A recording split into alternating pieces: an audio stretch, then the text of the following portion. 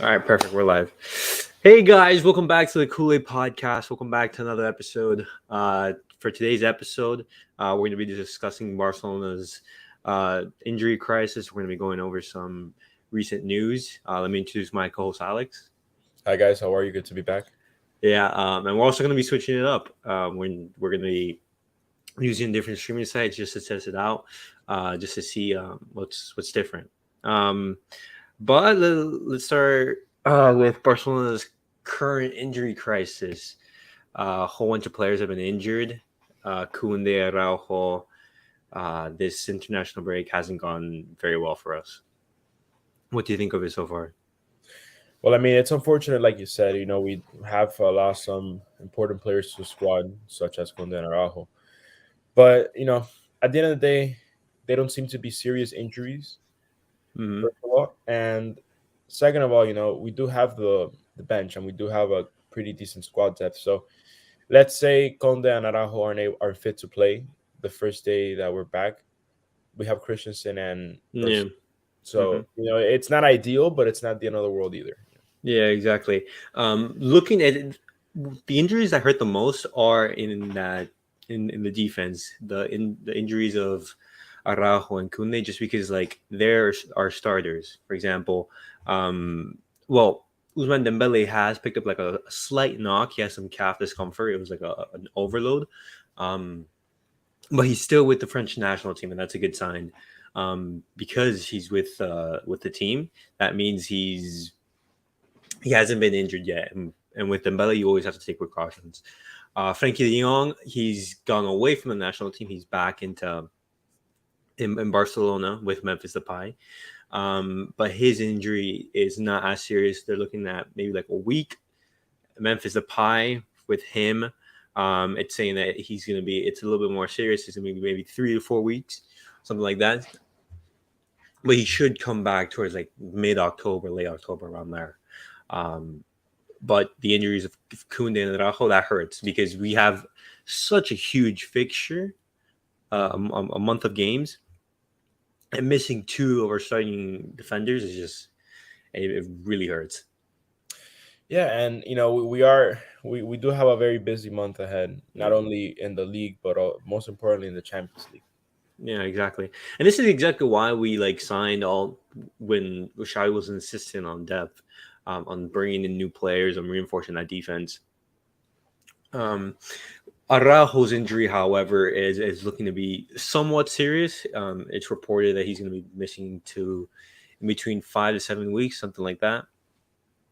They're saying, "Hey, is Araujo going to go through conservative treatment where he doesn't go through surgery, or is he going to get the surgery? And if he does get the surgery, that means he's going to miss the World Cup. So it depends how Araujo wants to deal with that because we've gone through the same situation with Umtiti. Remember when he decided not to get that operation, and he plays the World Cup, messes up the knee even further, and then just from there on has never been the same. So we're gonna see how Barcelona manages that. And this is like a big chance for players like Bellerin to see how is he gonna make that right back spot his own. Christensen and even Piqué, who hasn't been playing games. Yeah, we could see possibly a future of Piqué in the squad, but again, I think given the circumstances, I would see the main way I would see the team being shaped right now would be left back Balde or Marcus Alonso, whoever they want, or even Jordi Alba if we're Uh-huh. that desperate. And then for center backs, you could have Christensen and Garcia, and for right back, I could see Bellerin getting some playtime for sure. Yeah, exactly. And I've also recently read today in the morning how if Xavi really wants to, he can play Marcos Alonso as a center back. Yeah, I mean he's a very talented player on the ball. We saw this at Chelsea. He's typically a left back, but he has the height and physicality to play center back. It was the same case for Cesar Azpilicueta in Chelsea. There were players that could be rotated around the defense, although they usually play wide. Yeah. And Okay, this wouldn't sorry to interrupt, but this wouldn't be no, an issue because like other players like Garcia, he has a good passing range and he's comfortable on the ball. So exactly, we could exactly. possibly see this. Yeah, and Xavi, he's so insistent on his defenders being very good with the ball. Yeah, For example, this is as for example, as much as we pray Araujo, we know that he's not the best technically on the ball. Um, right. just he's so good at stopping those transitions, and just being an absolute wall that Xavi starts him. Um, Yeah, no, his defending on 1v1s is something I don't think yeah. any of our center backs have over him. So Yeah, exactly. What I am afraid though is if Araujo is going to be missing for this long, he's going to miss a Clásico. And we saw in the recent games against the Clásico, Ronald Araujo was in that right back spot. Solely, his only job was to stop Vinicius, just because. Okay, for example, we don't have Kunde and we don't have Araujo. Let's say this: how are we going to deal with Real Madrid? How are we going to deal with Vinicius and Real Madrid, who are so good at transitions and having the two players that stop those transitions, that use their athleticism and their pace to stop any counters. This is just going to be something that's going to be very hard for Xavi to tackle. yeah, and I do see an issue with Xavi and understanding his defense because we don't have a good offensive right back as of now. I mean, Yeah, Bellerin's still in the works, and Conde is decent. He's not bad. His crossing is good, but we just don't have a right back. Like, let's say, well, it's a hard comparison, but Dani Alves or someone maybe like, I know he's not great at defense, but Trent Trent. Alexander-Arnold, someone who can go up and create chances. So, and this is part of the Barca playstyle. We pass the ball around the midfield, go wide, then either go centrally for some 1-2 touches and score, or we just go wide and try to cross. And with Araujo at right back, I just he's too big and he slows down the attack, and he, like you said, he's not great on the ball. So I do see an issue, regardless of the fact that he's injured or not, with that right side of the field. Because sure, Conde can play center back, but then if we play Araujo, we're also slowing down our progress in the right flank. Yeah, exactly. I feel even with Conde there, it's a little better. So. No, yeah. You still have to remember that Kunde isn't our starting right back. Kunde Right. is a center back. Ideally, everyone fit. It's going to be Araujo and Kunde in that center back spot. And maybe Bellerin as that right back. But this is just like we signed Bellerin as like a stopgap because it's been reported through the media repeatedly that our main goal next summer is to reinforce those our fullbacks to go out and sign a big right back, big left back, and that's going to be our summer because we reinforced our defense, our center backs, our midfield. I don't think no one needs to touch that, and we heavily reinforced our attack. But looking at the right backs in the market, would like do any right backs scream out to you saying like, "Hey, we should definitely go out to sign this guy"? Well, I'm not right now. I don't know of any that whose contract is ending, but I think it's always good to look at the Premier League. For instance, there's a lot of good right backs there. We have players the likes of Kyle Walker, Trent Alexander-Arnold, Reece James. As of now, I can't really tell you of a good right back. I mean, I can think of fullbacks in general, but the best ones seem to already be comfortable in their team. We have players like Joao Cancelo, who I did. City anytime soon. So it's tough, no doubt. It's a very niche position. Very few players can play it well. Yeah, Right and back. and in general, I think there's a lack of quality, like a world class right backs in that position, because Well, when you it's see, just it's such a hard position to play, right? It's not one of the hardest, but it's still I still think it's up there, right? It's yeah, you have to physically you have to be very, very fit, be running back and forth the whole game.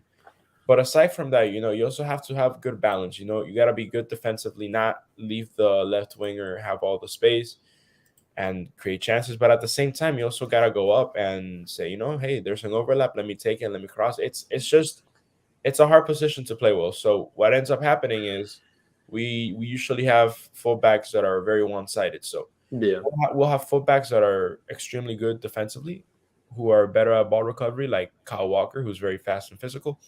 And then we have the opposite, where we have fullbacks that are yeah. essentially wingers or midfielders like Trent, who are great on offense but don't have great defense. I think if we should go for anyone, it should be for a player like Reece James from Chelsea. He's a Oh, very Rich James. he's a very See, but talented the player. problem with Rich James is he's being linked with Real Madrid and Chelsea. I don't know if this is true, but I think they've offered him a new contract. We have to see if Rich James is going to take that, Well, or he's my academy player, so yeah.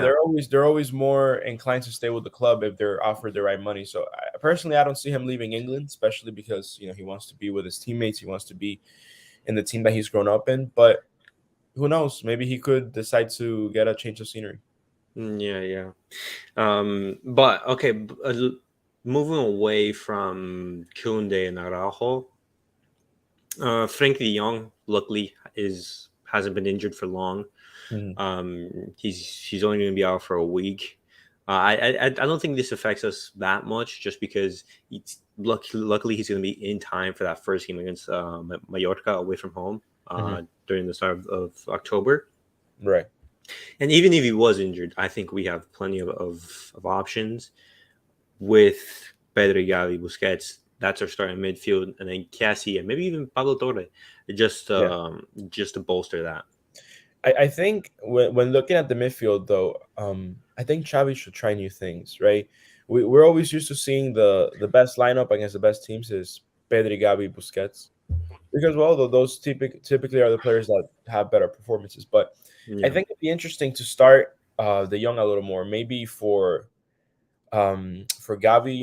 Gavi's a great player. I love him, but it's good to rest him every now and then. He is younger, and we want to avoid injuries. I think against maybe Inter when we play them in the Champions League, we should try starting maybe the young instead of Gavi and seeing how that plays, and yeah. maybe That's subbing definitely a good subbing option. Busquets. Yeah, maybe subbing Busquets at halftime for Kessie.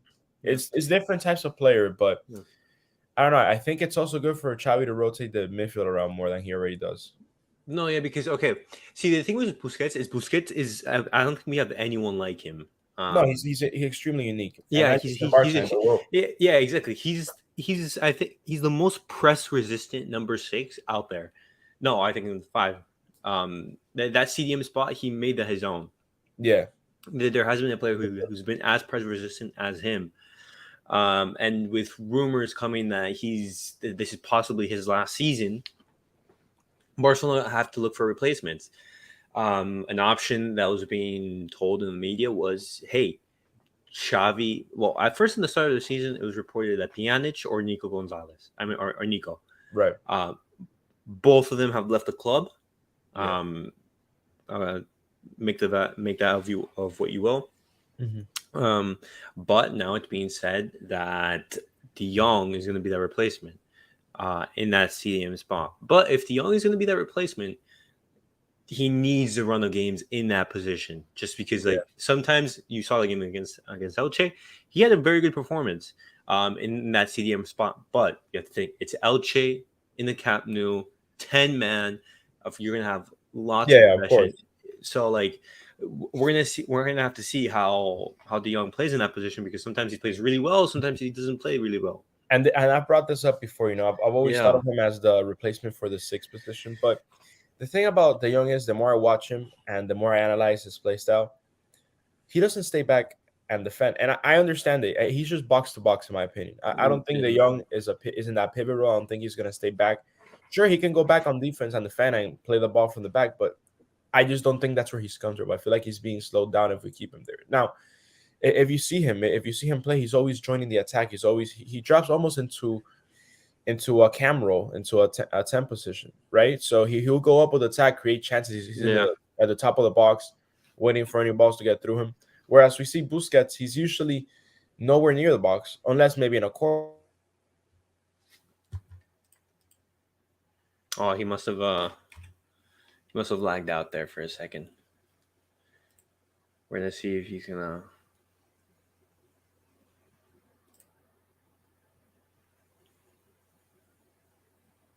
Oh, he must have lagged out. Yeah. Ah. Let's try. A remove from stream. Let me just text him.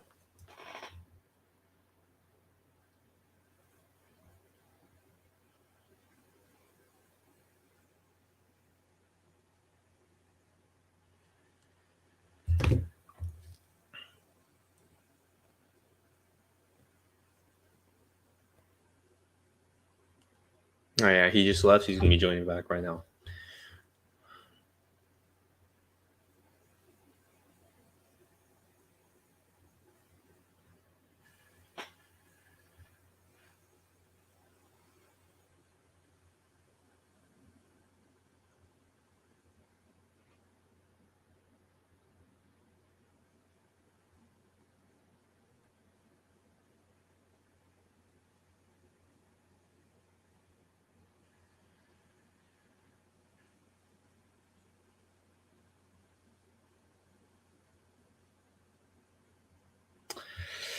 Wi-Fi crashed.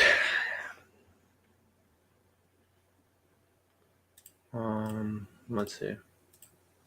All right, yeah, but just to round off on the injury crisis, looking at Memphis Depay, I don't think that his injury is going to affect us that much. We have options: Ferran Torres, Ansu Fati, and Lewandowski. They're all fit. Rafinha, luckily didn't get injured in this game. Dembele, he's being rested, precaution. We're gonna have to see how that affects Xavi's plans because Xavi now has a big month, especially regarding that defense. But looking the attack, I think we're solid. Hopefully, these players recover and they get back to full fitness as soon as possible. Now Xavi has a big test. But as soon as Alex joins, we're going to be talking about other Barca news. We're going to be talking about the recent leaks on Messi's demand. That's a big topic for now, and we'll be discussing that as soon as he joins again.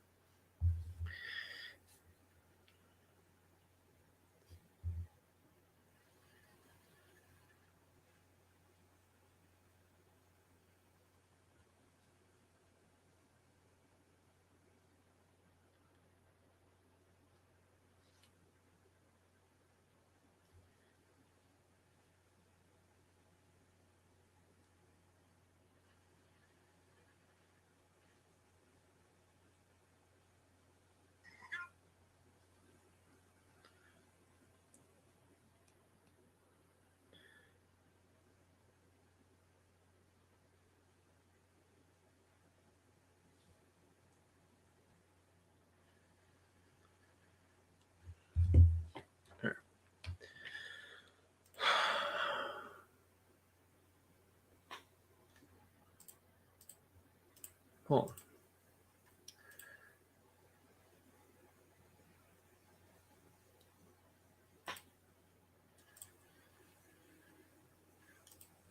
Okay, so this is going to be Barcelona's schedule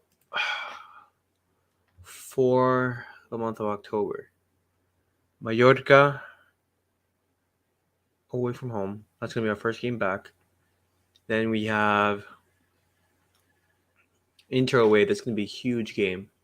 It's going to be a huge game, especially just because like this sets our mood for the Champions League. If we win that game, I think we make the group. If we don't, it gets very difficult. The media piles on the pressure, etc.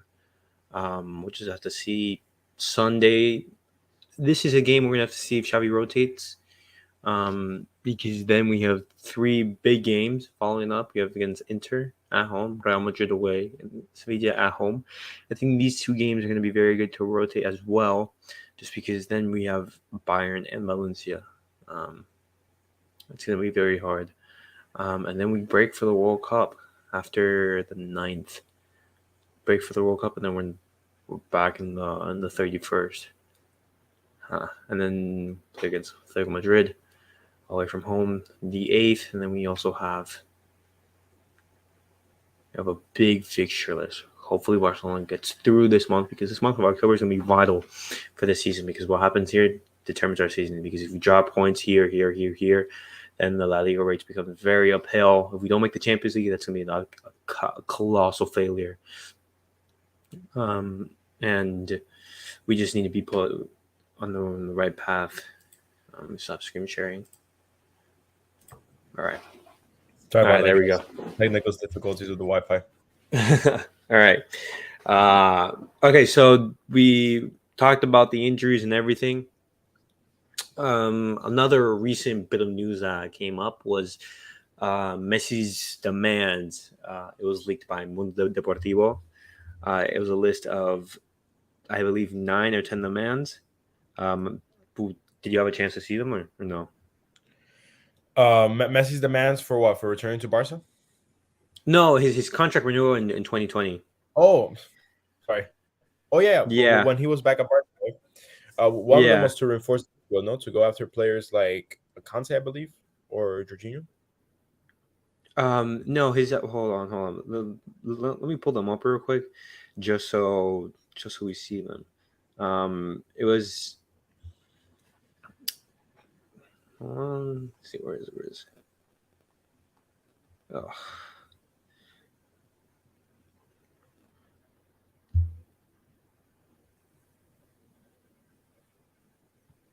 okay, yeah. So one of them was his release clause was going to be set at 10,000 euros, I believe,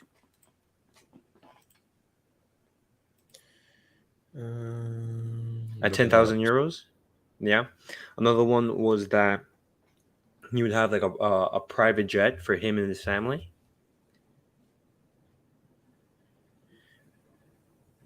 Yeah, I'm looking them up right now. So I can look up some going. Yeah.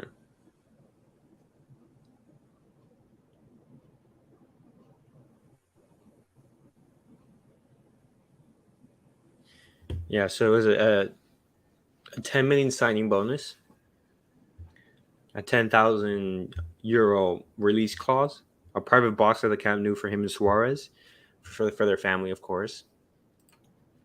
A salary increase in 2022 with a 3% interest rate to compensate like the deferred salary and everything. Also, Those were, the elimination of a release clause, no? yeah, only a 10,000 euro release clause. Like anyone can pay that. Yeah, and a repayment of wages cut. I just found that the wage raise with tax, renewal of his personal assistance contract, and also even commission to his brother. I'm seeing. Yeah, the commission to the Church brother was another thing. Um, what do you think of those demands? Well, I think, man, it's a little upsetting to see for the club. It's he's asking for a lot, and especially back then, we were also going through a lot economically, financially. Well, Name. I think context is like very key here because like remember this was um No, of with course that was we had lost to Bayern. The team was playing terribly. yeah, exactly. Messi wanted to leave, Mhm. etc. And Bartomeu was forcing him to stay. It was like, hey, you have to honor this last contract. And on top of that, when you realistically look at the demands, the only ones that I wouldn't go along with would be the release clause, that um, and maybe negotiate with the salary adjustment because hey, paying back with 3% of interest rates, Messi with on the wages that he was on, that's a lot of money for the club. Um, Yeah, for sure. but in general, we have to remember this is Messi. This is a player who's given so much to the club, and the player who realistically, when you see the wages that the other players were on, I don't think it would have been a big stretch. Yeah, it wouldn't have been the end of the world, right? Yeah, it wouldn't have been an end of the world because when you think about it, hey, a private jet for Messi, what does that cost? Maybe like 100,000 per flight, 150 versus like the millions that Messi's on, and the private box of the Camp Nou. I don't think that's huge to ask. Yeah, it's not unreasonable. But what's interesting is that in recent news, there's been a lot of speculation that Messi has been reported to be on his way to the Camp Nou after his contract ends with PSG. So I think this is just a little bit convenient that this news breaks out just now when people are saying that Messi's going to come back in 2023. Well, I mean, who wouldn't love that, right? I don't know where he would fit, to be honest with you. Messi is the greatest of all time. I think we can both agree on that. But Uh-huh. with the way the team is, it's going to be difficult. He'll only be playing for us realistically maybe a couple of years. He's already Yeah, 36, I believe, so. yeah. But he's still I think the best player in the world. You see the numbers that he's putting up. He's Right. played He's played 12 games so far this season, and he has 8 goals and 8 assists in all competitions. Those are pretty good numbers. I don't think many players beat that. I think he's up there with Neymar and Haaland as the players with the most goals and assists so far this season, and even Robert Lewandowski just a tad bit behind. So I don't think it would be a bad idea to bring Messi. Just I think as a project, should we be going back to the past? So that because when you usually see players coming back to the club, it usually doesn't end well. Yeah. Um, You see, for example, Ronaldo at Manchester United. Um, he- as an example, Dani Alves coming back as much as he helped us in like as a backup. You saw his deficiencies in big games. Um, Right. I mean, he's an older player. yeah, exactly. Um, but usually it doesn't end well when coming back to your club. And I wouldn't want Messi's legacy tarnished. For example, if he doesn't play well.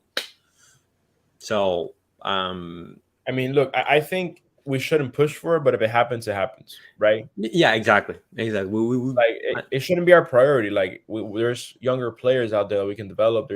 We have new players that we brought in, but if it happens, it happens. I mean, who doesn't want the goal to be in their team, right?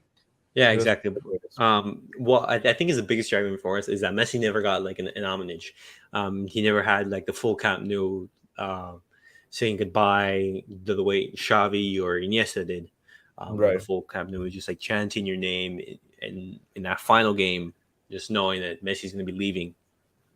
And then Darren Campbell was chanting his name and giving him a proper farewell. I think that is one of the reasons why Laporta is going to want to sign Messi. But other than that, I would say, hey, the past is the past. Let's move on. We're bringing an exciting project, and let's work on that. Hmm. Yeah. Um, but other than that, some recent transfer news. I want to get your opinion real quick before we round off. But there's been recent news that as a possible replacement for Busquets is N'Golo Kante and Jorginho. Right. Yeah, that's awesome news. Personally, right, if we want to have a player that can more closely resemble Busquets' play style, I think Jorginho would be the best option. However, if you ask for my opinion on who I think would be better for Barca, I think Conte. We Kante. we we need someone else in the midfield because our midfield isn't bad at pressing, and we have good players that can get back the ball like Gavi, Pedri, but Conte is something else, man. And he's a good player when getting Mm-hmm. pressed. He's not Busquets level, but the way he plays, man, it's crazy. Yeah, his like he has so much energy, and especially when I look at that second half against Bayern, when the game like completely like broke, when you saw it was like back and forth, where like the team a team wasn't in like control of the game when it was like back and forth. Busquets suffers in those instances just because like his he's best when he's on the opposing side of the pitch. He's not good at transitions. Yeah, That's not his forte. Um, Having N'Golo Kante in that situation would be very good. But for example, at the start of the games when you want to control the game, I don't think Conte is that player. I think whoever comes in to replace Busquets, Barcelona's gonna have to change their game just because there's no one like Busquets. well, right, but I think you know when you look at Conte, he isn't just a ball recovery player. Like he No. can go up and he can make good passes and good plays. Especially if we see the 2021 semifinals against Real Madrid that Chelsea played, um, you can see how Conte, I believe he created one of the goals, the one that Christian Pulisic scored. So, he's a good player and makes good passes. He can get good through balls in, and he's such a pest when you Yeah. have the Hmm. ball. He's on you the whole time. So I think he's worth considering. I would actually consider him over Jorginho, although they're both excellent players in their own way. See, the thing that worries me though is his injury record. Right. Because so That far, that, so far that is the problem, right? yeah, he hasn't played that many games just because like he's been injured. Um, but something that is exciting is what happens if you have Frankie De Jong and Kante in that have like a two pivot role and Pedri like right in front of them. Yeah, I think that that's a good option to explore, and it gives options to Xavi. But another player who's been mentioned, and I want to know your opinion on this, just because like this is a very controversial player, Asensio from Real Madrid. He's been linked with a move to Barcelona, and Fabrizio Romano recently quoted some of his an interview from Asensio, and he said that he doesn't close the door to joining Barcelona. He's never really thought about it, and those were his words. Um, Well, Right. what do you think of that? Personally, I don't really care for Asensio. I know he's a good player, but he's also someone that's battled with injuries, and he's still young. But I don't think we need him.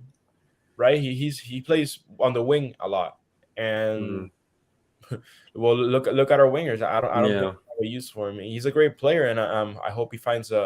If he doesn't stay with Madrid, I hope he finds a team where he can play more regularly and show his class. But I don't think we have a use for him. No, Conte, yeah, yeah, exactly. I completely agree with you. Like, hey, this is a player who's not getting minutes in Real Madrid. First of all, he's coming from Real Madrid. I personally like to think that hey, players wouldn't go to their rivals' teams. That's something that just makes me uncomfortable. I wouldn't right? No, want no, a player. I'm the same way, right? Yeah, I wouldn't want, for example, let's say Frankie De Jong going to Real Madrid or a player from Real Madrid coming to Barcelona. I just don't like that. Um, but no, and on top of that, Asensio doesn't start for Real Madrid. Wow, if he Mhm. doesn't start for Real Madrid, why would he start for us? Right. Um, if he would come, he would be like a squad rotational role, and Ferran Torres doesn't want that. He wants to get minutes. He wants to be a protagonist in this team. This move just doesn't make sense unless Xavi wants to bring even more depth into the attack. But I think like, Yeah, hey, I where think would at you that play? point, yeah, at that point we're just taking up slots for other positions, right? Yeah, exactly. But overall, I don't think this move is gonna happen. If it does happen, it's gonna be wild. Um, but those were the three players that I wanted to get your opinion on, just to see because like each of them are very unique. Um, Right. but other than that, let's round off, guys. Uh, as always, like, subscribe. If comment if you agree, disagree with anything that we said, and if you guys would like to add anything. But other than that, we'll see you guys in the next episode. Bye, guys.